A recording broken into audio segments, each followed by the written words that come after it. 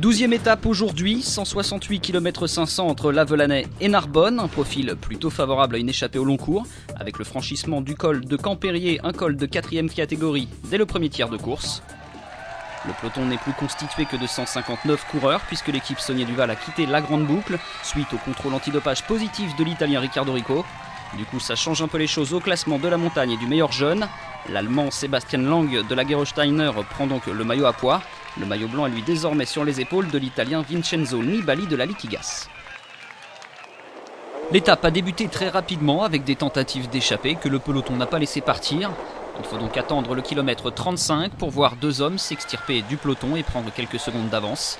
Il s'agit de deux Français, Samuel Dumoulin de l'équipe Cofidis et Arnaud Gérard de la Française des Jeux.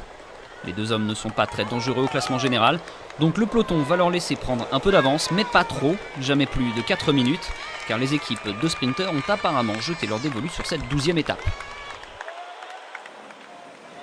A noter dans les faits de course la chute de Jimmy Angoulevent du Crédit Agricole et d'Ahmed Tchourouka de l'équipe Euskaltel. Les deux hommes vont repartir même si le Français a quelque peu besoin de panser ses plaies. Enfin l'abandon de l'Australien Baden Cook de la Barlow World qui a chuté en début d'étape.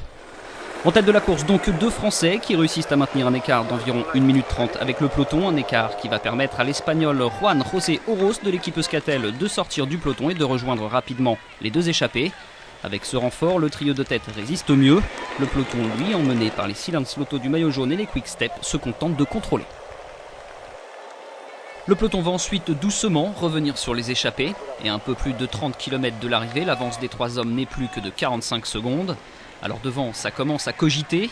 Dumoulin tente donc d'accélérer et de partir seul. Un coup pour rien pour le coureur de la Cofidis qui ne réussit pas à lâcher ses compagnons, si ce n'est que l'écart sous l'effet de cette accélération est repassé au-dessus de la minute. Les sprinteurs jouent un peu au chat et à la souris avec les échappés. À moins de 10 km de l'arrivée, les trois hommes voient fondre sur eux un peloton guidé par les CSC, les Columbia et les Liquigas.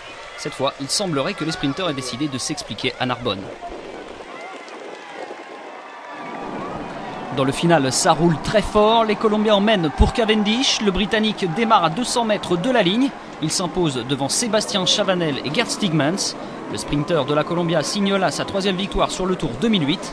Au classement général, pas de changement.